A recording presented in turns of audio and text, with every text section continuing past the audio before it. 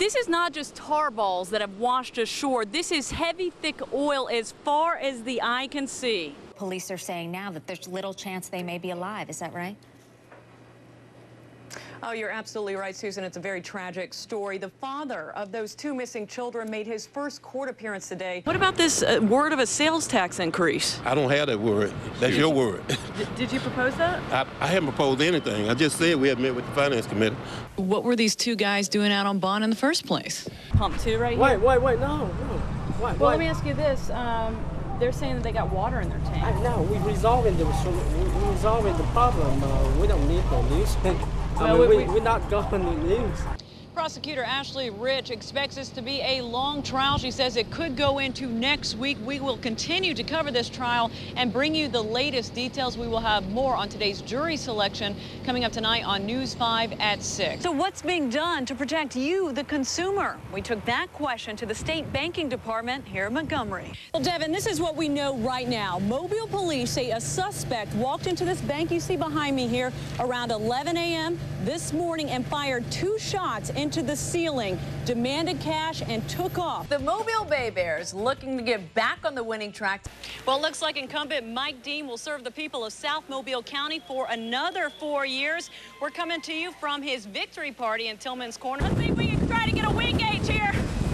But we are starting to see that storm surge come in here in Biloxi. We're still getting wind, rain, and plenty of flooding, as you can see in the Biloxi area. Bayview Avenue is underwater. There is definitely a major fire here on the West I-65 Service Road in Mobile. You can see it there. We're only about 2 miles from Dolphin Island, and from what we can see, it looks all right now. There's no sheen, there's no oil. The Coast Guard has been out farther than that, but they say they haven't spotted anything either. We wanted to put Goodson's idea to the test, so here we go. We got our water, we got our oil, and we've got our hay. Let's see what happens. We poured in the oil, gave it a good stir, then in goes the hay.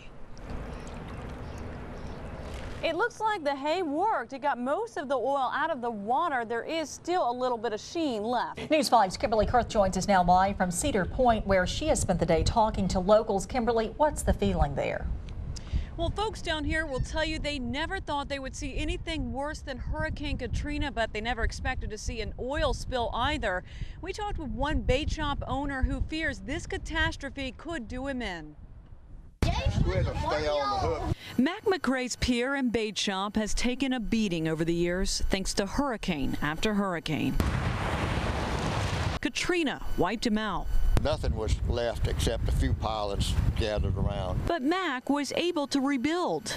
In about a week, you're gonna see all over the place. This time, he doesn't think he'll be able to get back on his feet. So I looked out and I said, you know, the weather's bad, it looks like a hurricane, but the thing about Katrina and all of them that were coming this way, I knew in 4 or 5 months I'd be back up and running. Like a hurricane, Mac knows it's not a matter of if, but when the oil makes landfall. I'm scheduled to have a boom around the pier, but when you have seas that are 2 to 3 feet, the boom is not going to do any good. And if they don't shut that valve off, I mean, this is beyond catastrophic. It's going to devastate so many people. I mean, it's just unbelievable. Generations and generations of fishermen, oystermen. Do you think you're going to lose your business to this? Oh, yes. And the thing about it, I have 3 large SBA loans that are drafted out of my account each month. And I don't know what, I don't want to go there because it's too tough. The thought brings him to tears. Get your fishing pole. So for now, he's just going to enjoy the livelihood he loves so much while he still can. And Mac is not the only one who is worried. Just down the road in Heron Bay, you will find a similar story. Another bait shop owner who has had to rebuild his shop 4 times because of hurricanes. Now he is once again concerned for the future of his business. We will hear from him coming up tonight later in our show. For now, reporting live from Cedar Point, Kimberly Curth, News 5.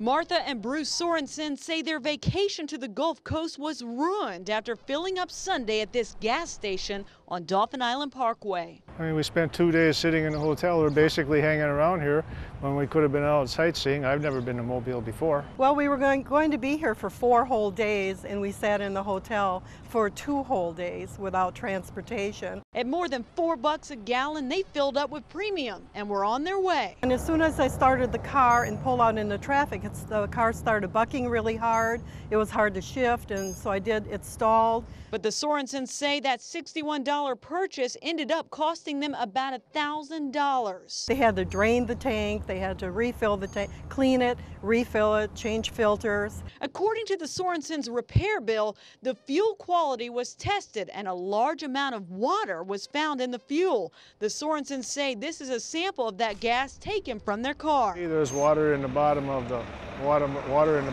bottle. This part is the water, and the rest of it's the gas. When we were in the gas station, I held the sample and I said, I hope you're not buying premium gas here. And people's eyes, just open wide. We went to the gas station and were confronted by a store clerk who was not happy to see our camera. Your pump too right here? Wait, no. Well, let me ask you this. They're saying that they got water in their tank. No, we're resolving the problem. We don't need the news. We're not going to news. While at the station, we also found an inspector from the Alabama Department of Agriculture. He did not want to go on camera either, but confirms he was there to investigate whether water was in the fuel. An out-of-order sign was placed on some of the pumps. The gas station manager, who also would not go on camera, says they were ordered to do that by the inspector. We'd like to be reimbursed for, technically it was over $900 for, this water and the fuel problem. And we think we should be reimbursed for that. I talked with the State Department of Agriculture. Stedman Hollis tells me the inspector did find a small trace of water today in the premium gas, but says it was nothing that was out of the ordinary. And he says the out-of-order signs that you saw on the pumps were removed because all the pumps were in compliance. The tanks were not tested this weekend. He says they will keep an eye on this gas station. And there's good news to report. After talking with News 5, the gas station manager tells me they will reimburse the Sorensens for their expensive repair bill. Billy White says his little boy's health is now at risk, all because of a sewage problem he says his landlord won't fix. My son was out here on Easter Sunday playing with all the other kids hunting Easter eggs and chasing each other, and my son fell in a septic tank that had blown the lid open from the raw sewage running out. This is home video White shot of his 4-year-old son Trevor after that fall. All the way up to his waist where he fell through the sewage tank. Before he was taken to the hospital. Now White's worried his son could contract a handful of diseases, or worse. Luckily, there was somebody out here. Had there not been somebody out here, he could have drowned and died right there. That is why I'm so upset. White showed us the problem. Raw sewage is overflowing in his yard and next door. I've asked my landlord for 8 months to fix this sewage that's running over on the ground. Constantly he's told me, clean your yard up and I'll fix the sewage. Well, I've cleaned it up. Once I get it cleaned up, he rides by and tells me, you're doing a good job, rides in, rides out, and I don't hear anything else out of him. He even filed this complaint with the Mobile County Health Department about the raw sewage and asked someone to help ASAP. The health department tells us they did find a failing sewage system here and raw sewage on the ground. Does this pose a health risk? Oh, obviously. Anytime that you've got raw sewage on the ground, that's the whole reason we have septic tank systems in the first place. We wanted to know what White's landlord had to say about this mess. This is Kimberly Curth with WKRG News 5. So we gave him a call. Can you make any comments regarding the raw sewage issue there in between lot 18 and 19 and the fact that a child has fallen into a septic tank? No, ma'am, I can't comment. I'm sorry. White's landlord says he's been advised by his attorney to not comment. As for White, he says he really can't afford to move, but says he has no choice. He says his son can't live like this. My son shouldn't have to play in sewage because I won't clean my yard up.